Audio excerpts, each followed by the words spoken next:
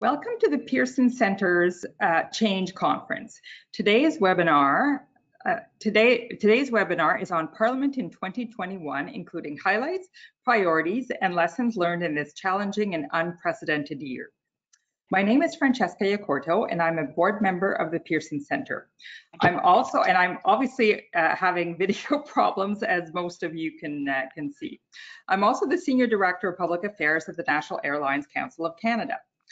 As you may know, the Pearson Center is a progressive think tank that addresses the big economic and social challenges of the day. This conference builds on the past year's work when we addressed COVID and beyond through 40 webinars attended by over 8,000 people. Over the next 3 weeks, we will be hosting 10 webinars and are proud to say that we are the only think tank conference that includes speakers from all 5 parties, the top business and labor leaders, and many other experts. As we like to say, we bring people and ideas together to come up with good public policy ideas. The focus of the conference is simple and includes a discussion of the following issues. First, with everything around us changing so fast, how do we plan for the long term? And 2, what are the basic values and principles we need to keep in mind? I want to take a moment to thank our sponsors who are supporting this panel and making this conference possible. They include Bruce Power as Platinum sponsor, and CN, the Hill Times, and the Vancouver Port Authority as Gold sponsors. And of course, a very special thank you to our sustaining sponsors, including Canada's Building Trades Unions and the International Association of Firefighters. While these webinars are free to attend, please visit our website at thepearsoncenter.ca and make a contribution if you are able. As for the format, we will have a discussion with panelists for about 45 minutes before we take questions from you, the audience. So please use the question box on your screen and we will get to as many questions as we can before we end promptly at 8 p.m. Eastern. Now to the panel. I am very pleased to welcome Senator Frances Lankin, who is a member of the Independent Senators Group, ISG, representing Ontario. She is a former Ontario MPP and Cabinet Minister and also served as President of the United Way of Toronto. We also have with us today Ruby Sahota, who is the Liberal MP for Brampton North, who currently serves as Chair of the Important Procedure and House Affairs Committee of the House of Commons. We also have with us today Karen Vecchio, who is the Conservative member for Elgin Middlesex, London, and serves as Deputy House Leader for the Official Opposition. Senator Lankin, Ms. Sahota, and Ms. Vecchio have all been on the Pearson podium before, so a warm welcome back to all of you. From the NDP, I am delighted that we have Lindsay Mathyssen joining us for the first time. However, this is not the first time we've had a Mathyssen on the Pearson podium. In fact, her mother, Irene Mathyssen, spoke at one of our roundtables in 2019. Lindsay will always have a special place in Canadian history as the first woman MP whose mother was also a member of Parliament. So a special welcome to you, Lindsay, and please pass on our regards to Irene, who served Canadians with distinction for many years. Our moderator today, backed by popular demand, is Indira Naidoo-Harris. She is the Associate Vice President, Diversity and Human Rights at the University of Guelph, and prior to that was a broadcaster, Ontario MPP, and Cabinet Minister. This session is being recorded and will be posted on the Pearson YouTube channel by tomorrow. Just go to YouTube and search for Pearson Center. It will also be available via podcast shortly. With that, over to you, Indira. Thank you, Francesca, for that lovely introduction. And good evening, everyone. Bonjour, bonjour, Annie. It's so good to be here with you all today. And thank you so much for joining us tonight for an important discussion about planning for the unpredictable as part of the Pearson Change Conference. As you heard, I'm Indira Naidoo-Harris, and I'm so pleased to be here with you all today. Tonight, we will take a close look at Parliament in 2021 and how we rebuild during these challenging and uncertain times. You know, this past year has been a difficult one for all of us. Between navigating the unique hardships presented by the global pandemic and social isolation to addressing serious healthcare issues and inequities in our society, we've all had to work hard to keep our loved ones and communities on track and safe during these demanding times. And while the COVID pandemic has challenged each and every one of us, it has also shone a bright light on the growing inequities in our country. You see, the harsh reality is that the COVID-19 crisis has hit equity-seeking groups, women, people with disabilities, members of the LGBTQ2IA+ community, Indigenous peoples, Black folks, people of color, and others particularly hard. And so this is an important moment in time for all of us. And we need to look more to the future about how we can help folks in our country. In fact, experts say women have been hit the hardest by the COVID-19 pandemic. They point out that they are at the top of the list when it comes to job losses and reduced work hours. As a result, they say that a she session is underway in Canada. No question, these are tough times for many Canadians, and the future is uncertain.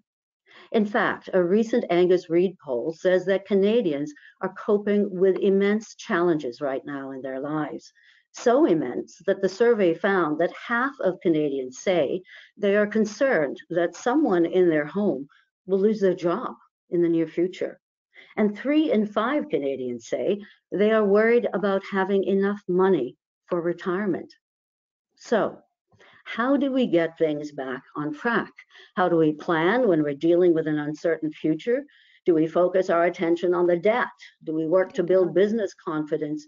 Or do we build by investing in social programs, equity, or even climate change initiatives?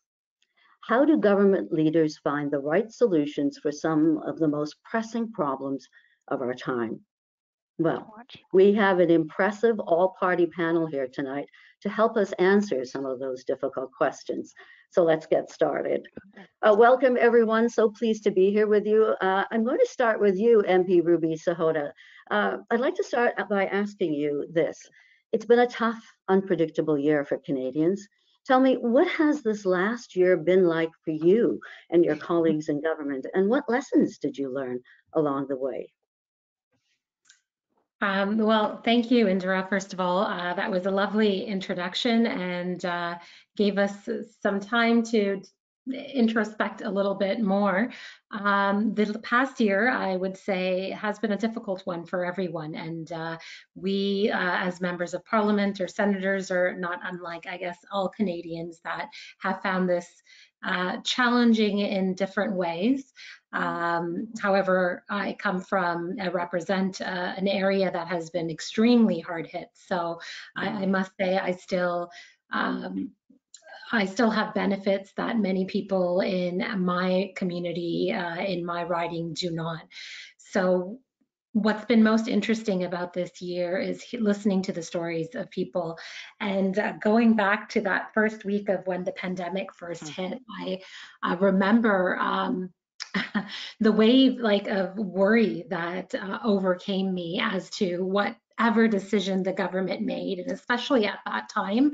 I know now it's a lot of the decisions are, we're becoming used to a lot of the policies that have been put forward. We're either extending them or amending them.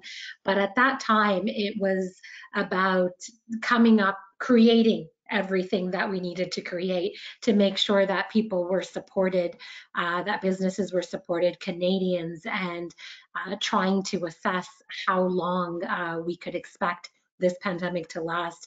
And I have to say, I felt the urgency and that this was coming even before, weeks before it actually landed, and we had to, I remember that day we had to, leave Parliament and pack up for a riding week, and we were wondering, when we would come back and what we would hear.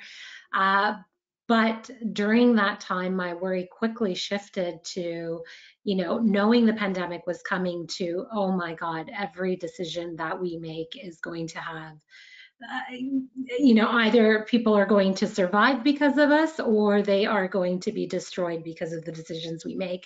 And that really kept me up at night. And I honestly, I don't think since I've been elected, I really have had that type of a panic moment that I did. And I wasn't I'm not the person calling all the shots, but I was still feeling the pressure.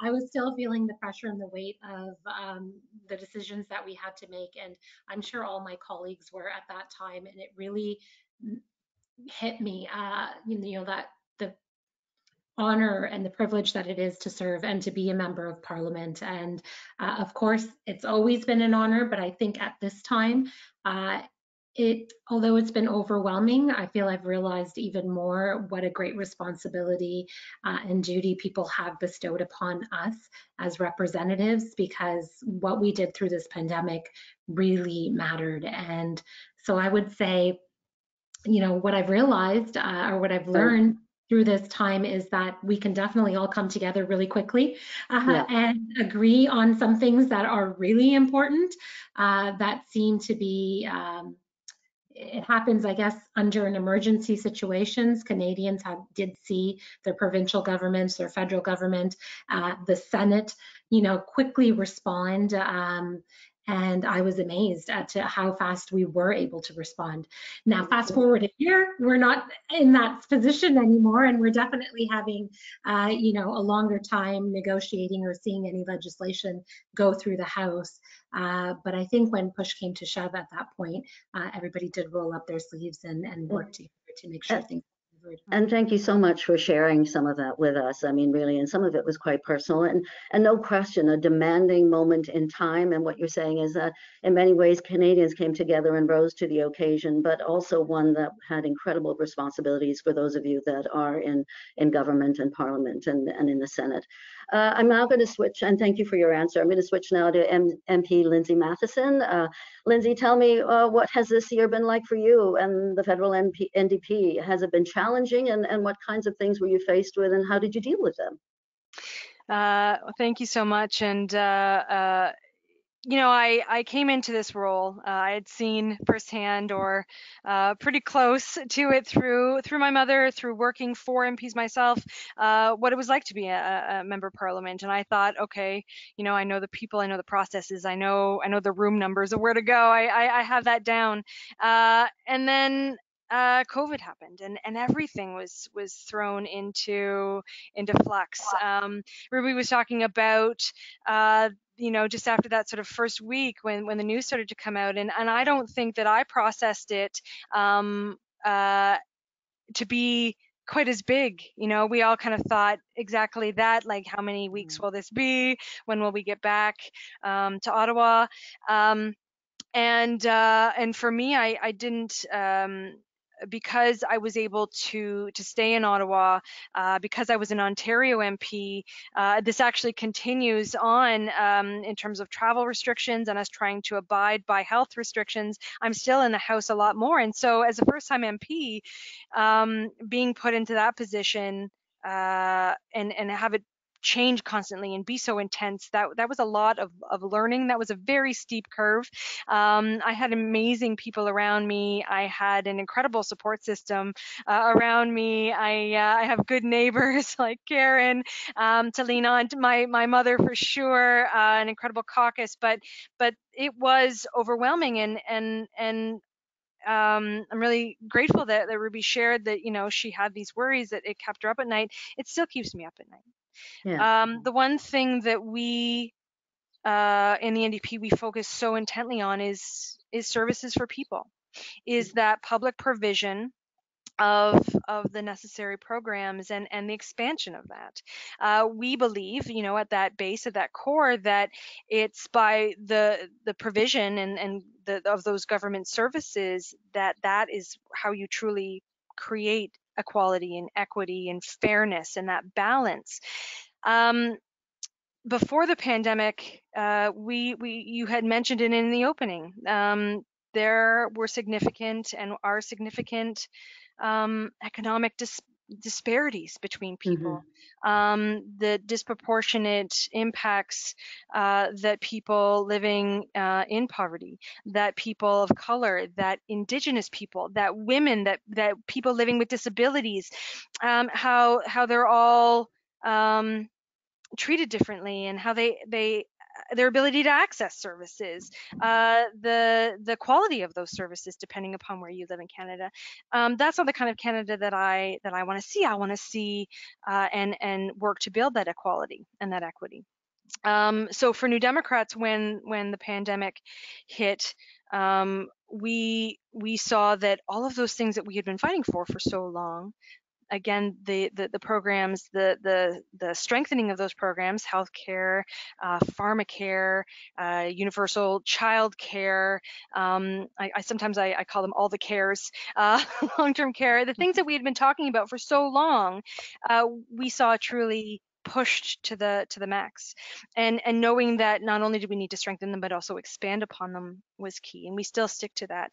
The one thing that I am so proud of and grateful for is the fact that we are in a minority parliament, and that we were able to work with the government, push on things, and you know, to give credit, absolutely, you know, unknown times, unforeseen times, where as Ruby had said, the government wasn't sure where they were going to go and how they were going to manage, but being able to work and to push for a larger amount of CERB, because people couldn't, originally it was just thought of maybe we could just do it through EI, but that we knew that wasn't going to suffice.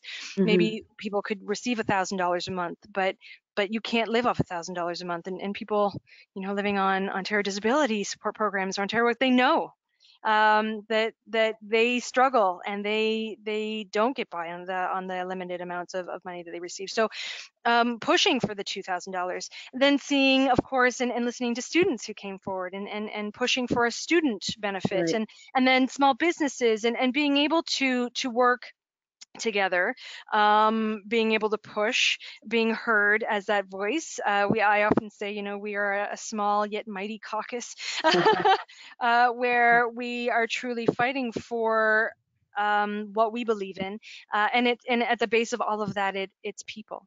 Right. The people in my constituency, though, right now, they're coming to me and they're saying, you know, I still haven't been able to get to work. I still have problems accessing caregiver benefits or those supports that are supposed to be there, trying to navigate through that, but them saying, you know, I've maxed out my credit cards. I'm going to lose my Right. house. That keeps So, me up still at night. such important observations, and really you're talking about the inequities that you know, that we are beginning to really be having to focus on in a very real way during this pandemic. And also, as you said, as public servants, you know, the public service piece is becoming more and more important. So thank you for your comments, very much appreciated. I'm now going to go to MP Karen Vecchio.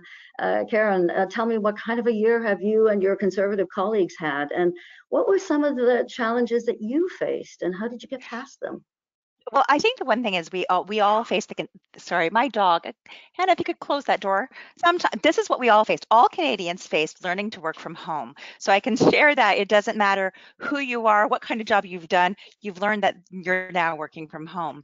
But it has been a really challenging year, and I think all members of Parliament, and I look at all politicians, regardless of whether they're at municipal or provincial level, this has been a year, I think, where we have turned ourselves inside out to do what we can for constituents. I would say that about every person I see on this panel. I know Ruby and Lindsay, that we all have that same work ethic. It's been very, very trying because, you know, those people losing their jobs, those people unsure about daycare, all of those things, those are our neighbors, those are our friends. And it's not just one person having an issue that you can solve. It's hundreds and hundreds of people having the same issues the same day, and recognizing there isn't a solution at this time. What can we do to fill that void? I've seen a lot of tragedy. I think lots of people have seen the things we've seen across this country. The mental health has become a huge issue. You know, losing your jobs or being socially isolated is one thing, but losing hope is something that we have seen from a lot of Canadians. And I think that's something that once we start seeing the light at the end of the tunnel, that hope will come back to many people. And so I've seen a lot. That's what I've seen a lot of the challenges. I've seen a lot of challenges with families, and Lindsay and I had served both on the Status of Women Committee, and at the time I was the shadow minister at the very beginning of this pandemic, and the amount of domestic violence that we're seeing in our own communities. I was working with, Lindsay and I both are from the London Abused Women Centre area, and there's lots of other great centres in that area as well, as such as ANOVA and other great ones, but where we were actually dealing with people out of region, making sure that they were safe trying to flee places. I never thought of it as the chair of Status Women, that actually is some of the things that I ended up doing, was trying to just get people in tune with people. So it was a really, really difficult and challenging time. And although it's not a normal process, when someone calls you in need, it doesn't matter what you're doing, you're going to find that will to help them. It's just that simple. I was really happy with a lot of the programs that came out with the government. I think the government worked very well on hearing things. I know things like the wage subsidy, lots of employers were concerned because, it's great we have this wage subsidy, but we have no customers. So what good is it? And so we saw the government improve that, going from 10 to 75%, some very, very positive things that we saw that. But I think as we're coming out of here, there's going to be quite a few years for us to have to rebuild. It's not just the jobs and the economy, but I think it's a lot of those pieces of infrastructure that are already there, are charitable organizations that have lost millions and millions of dollars, that we don't really recognize the impact that they have in our communities. I think we know about them, but we don't realize together, if we didn't have that group, this wouldn't happen. And so I'm very concerned with some of that infrastructure. I know that it's beginning to weaken over this past year. But I think we have seen the best of Canadians, and we have seen the worst of Canadians. I know that all of us have received probably very nasty emails, and then some other emails that are totally praising all the work that we have done. And I know my first few days of that pandemic was about getting people home. And I think when the last persons we got home was in September, and that's how long it took. And I know Ruby, she talks a little about the airport, how many people were coming in, but it was really hard making sure we could try to connect people. And I had people that were outside of the country that were permanent residents, weren't eligible for some benefits, you name it, and you're sitting there going, oh my gosh, what are we going to do? So I think it was a time for us to sit back and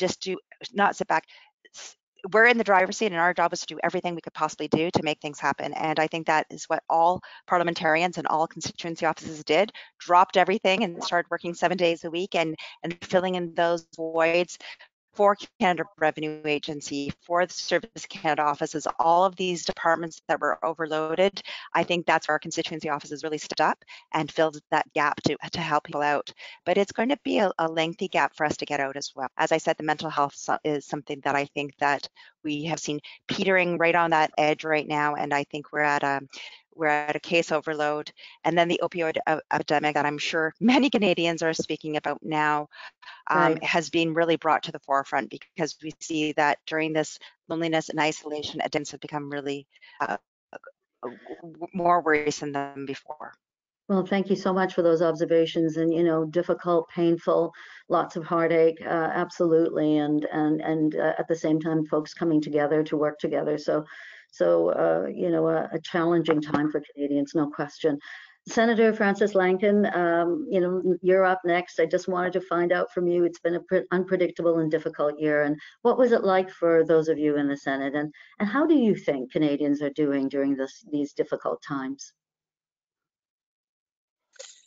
Well, thank you for that question, and I want to thank the other panelists for their comments there. If I may, before I delve into the question, just to say how wonderful it is to be on this parliamentary analysis panel with all women. I spent many years involved in equal voice and trying to get more women elected at all orders of government, and so this is pretty cool. I'm happy about this, and I would say, if you listened to the presentations thus far and you didn't know who the people were, you would not be able to identify the party that they come from. And for me, that's because people are talking, as I heard it, a bit of the party screen, but a whole lot of the life experience of women being brought to this discussion, and how we see things and how we respond, and the connection to family, communities, all of that, I think, was very clear in what all the MPs have said there, and it thrills me to hear it. The Senate, I have to say, we were much slower in adopting practices to get to virtual or near virtual hybrid sittings because of antiquated technology. Some people would say the whole Senate's antiquated. In our age might prove that to a certain point, but there have been some important things going on there. But we certainly had some pains to get to the point where we could try to fulsomely do our work. All of the things that the other panelists have said, Indira, about where it hits you in the heart when you talk to people that are in need and you try and find and navigate the systems on their behalf. That's incredibly important work. And that happens much more so in MPs' offices than it does for senators. We do some of that for sure, but I thank all of you and all of our colleagues, because I think there's been tremendous work done to help connect Canadians to where there are resources and where there is support available. The Senate is, as you know, in the shadow of the House of Commons, and personally, I believe that's correct. I think we owe deference to the elected body that is the expression of will of Canadian voters, but we have a slightly different role. So what has been interesting is to look at all the measures that have been put in place through the Senate screen, which is to look at constitutionality, to look at the charter compliance, to look at regional voices, to look at voices of people who are from diverse communities and from voices that maybe aren't always heard, to bring that into the debate on government bills and on our own agenda of initiatives brought forward. With respect to most of our time right now is limited, unfortunately, and that's our own squabbles internally about between groups of what's going on, but it seems to be limited to mainly dealing with business that comes from the House of Commons. And we have been doing that in what I would say is a fairly efficient and expeditious way, because most of these things have been the emergency relief benefits and updating it, like the bill that took the rent support for businesses and expanded so that it was able to be claimed retroactive and prospectively what you're going to pay instead of what you've already paid, because many small business owners didn't have the resources to pay their rents, and they were at risk of losing their stores, their investments. For individuals, CERB was just an amazing development, but there were gaps. And so part of what's going on in the Senate outside of government legislation is looking at some big policy issues. So I've got a motion around studying future of workers in the gig economy. We've seen how they've fallen through the cracks through all of this. Basic income initiatives, early childhood learning is part of the SHE recovery to the SHE recession. People have already talked about those statistics. Looking at the diversity and inclusion lens and Indigenous reconciliation lens as we look at these bills, not just the UNDRIP bill, but I'm talking about all these bills coming forward. How do they affect different communities? And it's already been mentioned how the pandemic has laid bare the inequality, the lack of opportunity, common opportunity for people, and that has, I think, should shake all of us as Canadians to recognize the people that we're calling essential workers, who they are largely, what their salaries are largely, which is low, what their job security, has been, what the lack of health, interventions in large processing plants and other sorts of things. There's just so much there for us to examine beyond the broader issues of a post-pandemic recovery. So that's the kind of work that we're spending a bit more time on in the Senate right now. Well, and thank you for sharing that, because really you have a very interesting lens on what's going on, politically and also across the country. And in some ways, your lens is not limited to the party view and what's happening with specific party initiatives. You're able to see a little bit more of a broader perspective, and very much appreciate you sharing some of your observation with us. Now, this COVID-19 pandemic has created serious difficulties for Canadians and highlighted some troubling inequities in our country, as I mentioned earlier. People are facing challenges with healthcare, mental wellness, as we've been hearing, equity issues, job losses, And of course, as we talked about, there's even a talk of a she session being underway in our country. So Ruby Sahota, I'm going to go to you. I'm going to ask you, tell me, what are the Liberal Party's priorities for the year ahead, and how do we build back better? And can we, are folks in your party concerned about a possible she session, among other things? And I'm going to ask all of you folks to limit your answers a little bit. I want to make sure that everybody gets a chance to talk about this. But please, Ruby, give me a sense of what the Liberal Party's priorities are right now. Yeah, you know, Indira, I've got to say you kind of hit the nail on the head right there, just in the question itself. You've heard our Finance Minister and Deputy Prime Minister, Chrystia Freeland, talk about these issues. You've heard the Prime Minister speak about these issues, but especially the Finance Minister as we go into the tabling of a budget in about 10 days from now. You are going to see, I'm confident, a lot of these issues addressed. But not only that, you know, a CSHA session has, you know, we've heard seen the statistics and anecdotally heard as members of parliament in our own community the impact it's had on women disproportionately and on BIPOC communities. So absolutely, there is going to be an emphasis on how we can regain the lost ground that has been caused through this pandemic, but not only just regain it to be back to square one, but go beyond that and improve the situations that we've seen the gaps in.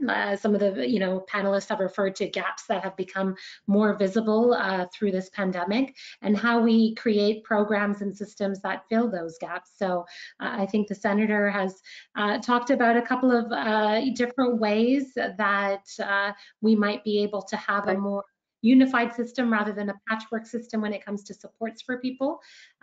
Childcare is definitely one that we want to work on with the provinces to see how more investments can be put into childcare, and if we could end up with a system that is universal across this country. I would also say you're seeing already in the works, Catherine McKenna has been making many announcements recently. Minister Hussein has been making housing announcements. Infrastructure and housing is going to also be, I think, a key area of focus so that we can get jobs created and stimulate the economy, because I think we need to make sure every aspect we're investing money into is one that will also have an output of job creation at the same time. And I think that's going to be very, very important. There is obviously only so much investment that can be done. We've done I think a lot when it comes to being able to financially support people, and we are going to still have to continue to do that as we're seeing, this pandemic is not over, and numbers are increasing. The burden on our healthcare system is quite great, and so we know that's still going to have to be there. And so with limited resources, we need to make sure that every dollar we spend has that job creation aspect output to it. So women have lost their jobs disproportionately. We're going to make sure we focus on figuring out how to get them back to work. And I think even before the panel started, we were talking about some very interesting things that, even employers are now seeing the benefits and the urgency of getting that childcare support. I don't think we necessarily had employers in our corner earlier on when we were having these types of conversations, but I think they're seeing the need with the women they employ and even the men, and how can we get them their employees the help they need so that they can be effective, efficient workers for the company or what have not.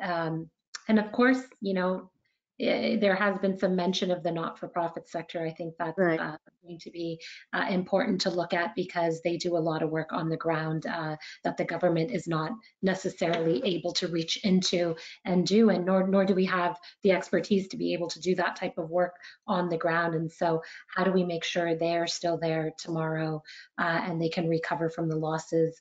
I think those are the types of themes you're going to see in this budget and in the coming year from the government.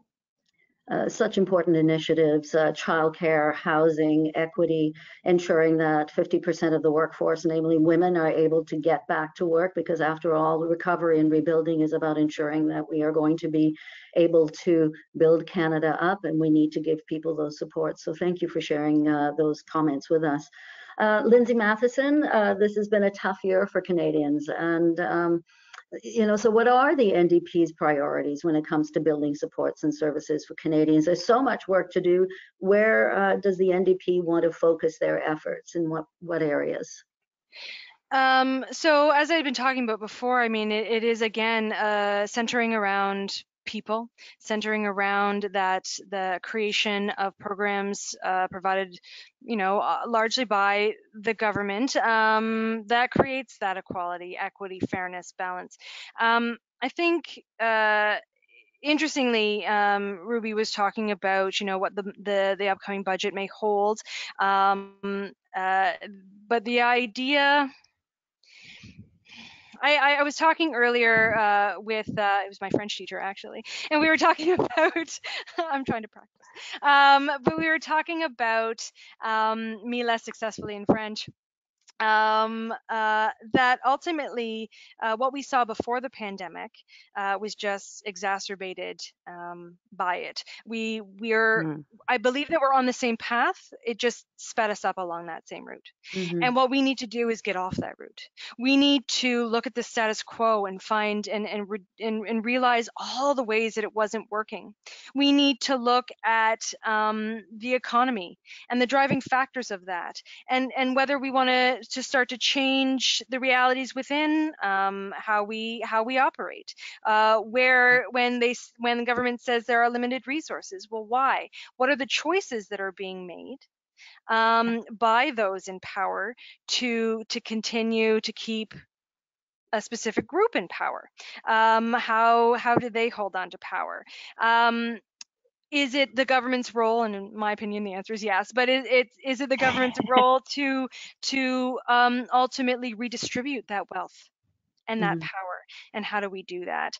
When there's talk about the funding in childcare or early childhood education, in public education, in post-secondary education, in healthcare, in long-term care, where do you start to make different choices? Where do you start to say, well, we're going to provide a certain pot of money instead of before? I think about housing, where the federal government actually used to fully fund and build housing and had a national housing strategy, as opposed to relying upon community supports more and more. Those not-for-profit organizations, those incredible community organizations that are bending over backwards to try and put all of these housing projects together. When is that not enough? When do we start to ask for more? When do we start to determine that if we are in this together, which I truly believe that we are, how do we fully support each other and make those different choices and challenge that status quo? We've just gone through a year where Karen and I, we got to talk in the House of Commons about 50 years of the Status of Women Commission coming forward, and some of the things that they talked about 50 years ago that women were asking for, that we knew were problems. When do we start to say, we've done that, we need to pay equity, try that, taken care of? Women 50 years ago knew that childcare was an issue. They knew that violence against Indigenous women were an issue. And so I've often been accused of trying to push too fast, too much too fast. But to be quite honest, when I start to talk to young people, when I start to talk about the fact that they don't think they'll ever be able to buy a home, to really to challenge and introduce new ideas like eliminating student loans, reducing entirely debt loads, looking to those who have profited hugely from this pandemic and actually making them pay their fair share. These are the ways that we need to change. These are the bold, politically courageous choices that we need to make. And that's where hopefully the NDP will go, and we'll see some incredible things come forward, like guaranteed basic income, like pharmacare, finally like childcare, and that's where we need to go. Well, thank you, and thank you for sharing that. And you're so right when you say many of these conversations are continuing, and absolutely, you know, many of the things that you're all bringing up are things that I'm very familiar with, whether it's childcare, status of women issues, or housing, and so on. So good to hear all of you. Essentially, you're all talking about very similar priorities. Karen Vecchio, experts say a strong economic recovery is key to rebuilding our country post-pandemic. So tell me, what are the Conservative Party's priorities for the future? Where do you think we should be focusing our attention as we try to get Canada back on track? Well, thanks very much. And I think it is multiple prongs that we have to look at this. We've talked a lot about securing jobs, and just a few weeks ago, we came out with our 5 top points. Securing jobs is number 1. Getting people back to work. I'm hearing from lots of people, and they just want to get out. And it's not even, it's that socialization as well. You know, this is where people are finding work. It might be work, but that's where all my friends are. That's where I get to see people. And so I think we're seeing that as being a positive thing. So people want to get back to work. People want to be able to rebuild their lives. And I think a lot of people have just looked at this last year as being on hold. So what is the next what does it look like in the future? So I think jobs and then accountability. You know, these programs have been really, really useful, but we also need to make sure that the money is being spent wisely. And that's why for me, something is really, really important. I always say I come to the table with a mother of 5 who didn't have a lot of money raising my children. And the way I look at it is, I know that with my 5 children, they all have different needs, and I could each give them $20. One's going to spend it really well, and the other one's going to come home with 200 pieces of bubble gum. That's kind of the thing. I just want to make sure that the money is being spent well, that after we make those investments, that you actually see something come off. Retraining is going to be really important. We're going to see people have lost their jobs, and retraining is going to be really important. And securing our country as well. We've had a lot of issues when it comes to some other foreign countries and some of our foreign influence of that sort. I think in ensuring that Canada stays strong and independent is very, very important. I look at when we talk specifically on the She session, women going back to work, especially those PSWs, you know, we talk about what some of the issues were in long-term care homes. Well, we would have 2 people working at, or 1 person working at 2 care homes instead of 1 person taking 2 jobs at 1 home. And it was just one of those things. And I think simple things like that just need to be tweaked, that yes, those people may be saving a few dollars, but it's not best. At the end of the day, they have to look at long-term, and they'll see that this isn't the best for their patients or best for the bottom line as well. So I think as we're looking at securing our economy, we need to look at jobs. But as I indicated, mental health right now, being able to get somebody to get out of their house right now to go for that job is also going to be a barrier for so many people as well. No question, we're going to have to deal with a lot of mental health issues, and that will be part of a very important conversation in our country. Thank you for that. Senator Frances Lankin, this has been a tough year for families in Canada. Tell me, what do you think should be some of the priorities as we look to the future and look to building Canada, and possibly Senate priorities? You've talked a lot about childcare. I know that's important to you. You know, is this something we should be looking at seriously? And it's certainly come up through the conversation here this evening.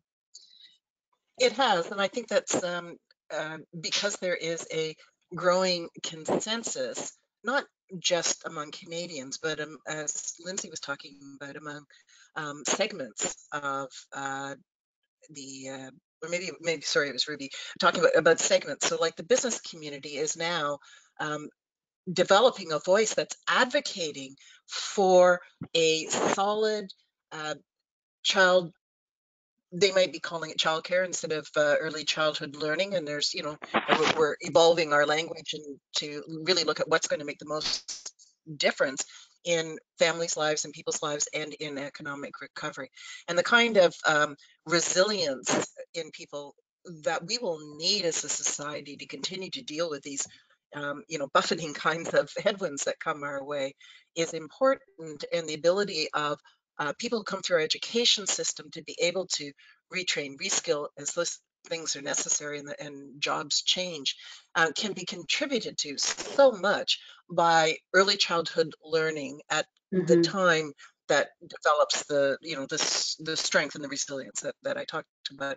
So I think that's important. I talked about future of workers in the gig economy, and you know, it's related to a lot of things. We have seen when I was younger and advocating around, the expansion of part-time work that was seeing people stripped of benefits and whatever, well, it's on steroids now, where we're at and where the economy has gone, and what people are struggling with in the gig economy jobs, but jobs that are being run by algorithms and not people, and that don't have basic benefits and pension security. And at the end of the day, what are we building in terms of a future of secure families, secure communities, and a Right. prosperous economy? So I think those things, the build back better that people are talking about, Right. is critical, along with reconciliation. One last thing that I want to say is that I believe this is absolutely critical. I know the House of Commons will focus on it, and I'm sure they will in the Senate. There's some talk that it might actually be a joint effort. We have to do a post-pandemic review at the same time as we're looking forward, Mhm. and that we're looking at how we fill the gaps, how we build the strength and programs that we have seen the inequities laid bare by the pandemic. How do we Right. learn from this experience? I believe, having leadership position, lived through SARS and other things, that there are so many lessons that we did learn and that we did put in place, all of the learnings from, we gathered that together and we did that. But institutional memory is huge, and there's a Yeah. generation turnover in between that event and this event, although there have been some in between. I think understanding what we learned and we didn't retain Mhm. over the years, what practices were in place around procurement of PPE, what have we lost over 2 decades in our country in terms of manufacturing capacity for vaccines, for example. Right. How do we build the right social network and fabric and tapestry that is going to catch people at these times? We've learned a Right. lot through CERB and other things. We need to build, again, a resilience in government around that. I'm amazed at how quickly things were put in place, Yeah. and I'm not amazed that there were gaps that people fell through. We've got to fill those gaps. So that post-pandemic review on all things retro and then looking forward, what do we do to make sure that we're ready for the next time, is a critically important piece of work to come out of this, that I know I'm personally focused on, and I think that there will be a lot of work on that in the Senate as well. And I loved what you said about thinking about what we've learned. We've had to deal with a real emergency situation, and suddenly you realize what the priorities are under those circumstances, and government has had to pivot very quickly. And let's try to remember, as you said, those lessons learned, so that we don't have to rebuild things again. So important. Well, we are going to be running out of time in a bit, so I am going to quickly sort of take us to the next step and ask you all the same question, but ask you to give me maybe 3 quick bullets from each of you, because I would like to at least squeeze in 1 or 2 questions from the audience chat if we get a chance to. So talk right now about a possible, election in the future, possible snap election. If there was one that was going to happen tomorrow, my question to each of you is going to be, what issues will you and your parties be highlighting? So this is kind of a rapid fire thing. Ruby Sahota, I'm going to you. Give me 3 things that you feel, if we were going to an election campaign, that are key areas that Liberals will be talking to Canadians about.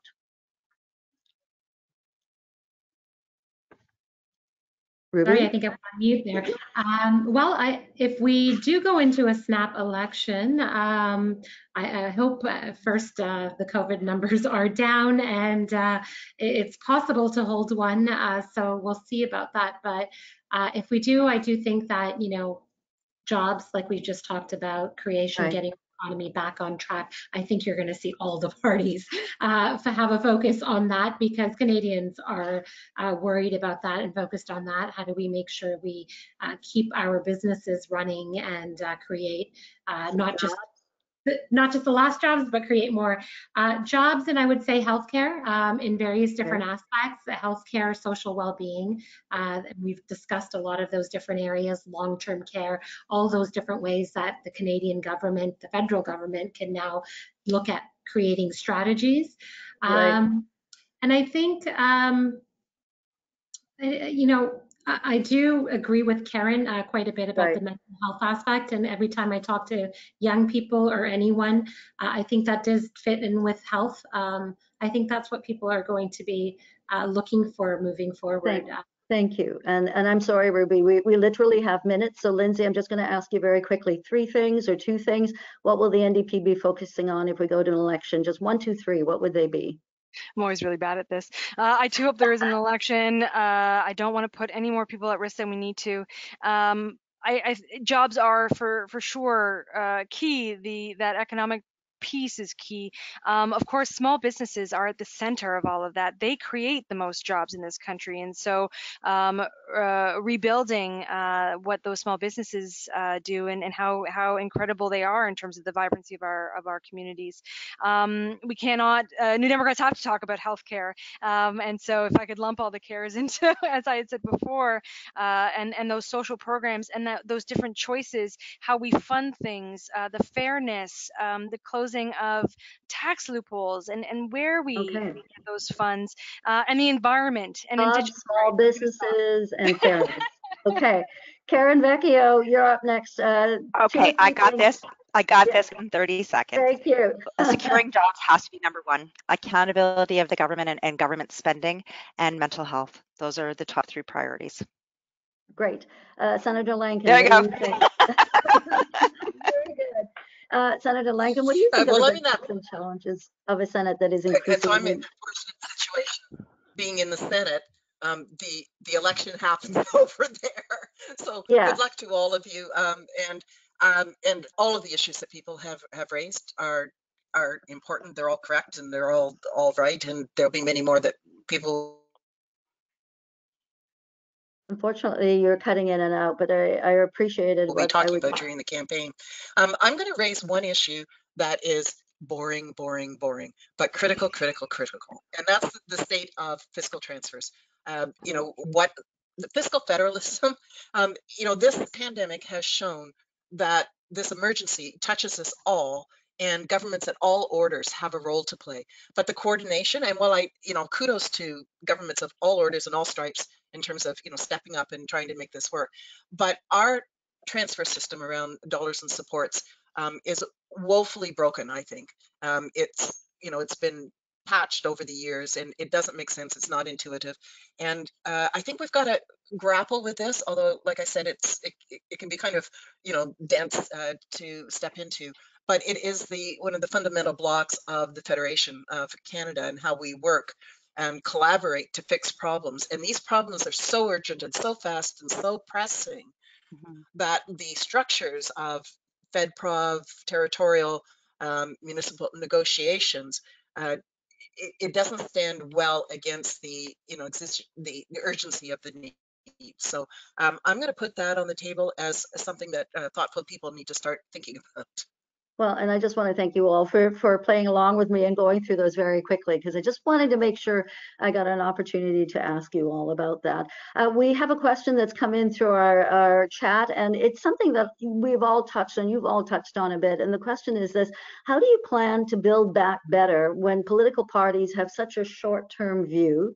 When you're looking to the next election, how will you ensure any decision made lasts? So I think what this viewer is asking is that our governments are in for limited periods of time, and can we really come up with long-term effective solutions under these circumstances? How do we build back better with the realities that we have to deal with? Who wants to go with that? I'll take that a little bit, just because from the government perspective, I feel I can say that a lot of the agreements that we are, have been, I can say with the province of Ontario, since I'm a representative from that area, the agreements of transfers have been 10-year long agreements for transit infrastructure, permanent transit funding that's gone in. Those are really important, I think, in order to make sure that something that's announced today is carried forward, and because a lot of these projects are long term. But having standardized long-term care a strategy created around that, having those types of plans in place for mental health. How can we maybe, have it put into the Health Act and other things? I think those things are going to have long-term legacies. It's not something that would just end with one government. We didn't see that with universal health care. And so I think those are along the lines that we're thinking, and Canadians are expecting us to act on things that are going to have a longer impact. And I would argue, even with the environment, the goals we have set for ourselves and put in place, and hopefully legislation can soon pass the House of Commons. That's another big challenge we do have with these short time frames, is that even if we do prioritize stuff and put it in our platform, we still have the challenge of getting through the legislative process in the time we're in government. And so that's a big challenge, and I think one of the bigger ones that we've had lately. But the legislation and stuff we're putting in place is with targets going forward for the environment in a long-term plan. So hopefully there won't be a big jerk reaction depending on what government comes in place. And plus, we have our bureaucracy and our institutions, which is strong in Canada, and that usually allows us not to swing too drastically from government. Unfortunately, ladies, that's all the time we have.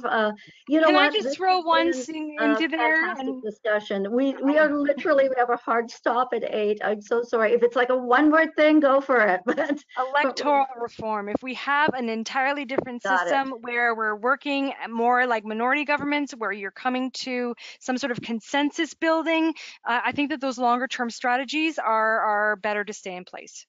Oh, well, listen, fantastic conversation. I feel like it's could sit down with all of you and talk about how we can do things better and fix the world. Thank you all for your hard work, for your commitment, and for your public service during an extraordinarily difficult time for all of us, and also for you and with your families. And so all the best to all of you, and for your families, take care of yourselves. Thank you, MP Sahota. Thank you, MP Vecchio. Thank you, MP Mathyssen and Senator Lankin, for sharing your perspectives and experiences with us tonight. I also want to thank our audience for joining in this conversation today, so important. And of course, a big thank you to the Pearson Center for Progressive Policy for coordinating tonight's event, and for the Change Conference, which is happening right now through the month of April. And so to all of you, good night. Thank you for joining us. Take care. Thank you. Thank you. Thank you so much. Thanks, all the panelists. Bye, everyone. Bye. Bye.